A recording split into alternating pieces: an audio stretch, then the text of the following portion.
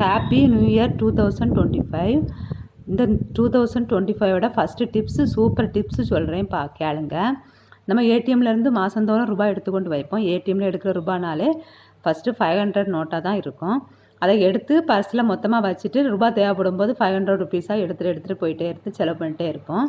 Purse காலியான அப்புறம் தான் தெரியும் ரூபாய் தீர்ந்துட்டு நம்ம என்ன செலவு பண்ணோம் அப்படிங்கிறதே கடைசியில் நமக்கு மறந்து போயிடும். ரூபாய் நம்ம தான் செலவு பண்ணோமா இல்லை மிஸ் ஆகிட்டா இப்படி நான் நிறைய வாட்டி நானே யோசிச்சிருக்கேன். என்ன இவ்வளோ தானே வாங்கினோம், இத்தனை நாள் தானே ஆச்சு, அதுக்குள்ளே செலவாயிட்டா அப்படின்னு யோசிப்பேன்.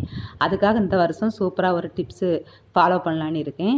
ஒரு நோட்டு புதுசாக வாங்கிட்டேன். இதில் டெய்லியுமே நான் என்னென்ன சாதனை வாங்குகிறேன், அதாவது மளிகை சாதனையும் மொத்தமாக எழுதாமல் அதையுமே டெய்லி என்னென்ன வாங்கினேன் அப்படிங்கிறத எழுதலான்னு இருக்கேன். வத்தல் மல்லி அப்படி எல்லாமே ஒவ்வொன்றா எழுதலான்னு இருக்கேன். அப்போ தான் நம்மளோட வேஸ்ட்டான செலவு எல்லாம் கண்டுபிடிக்கலாம். இதை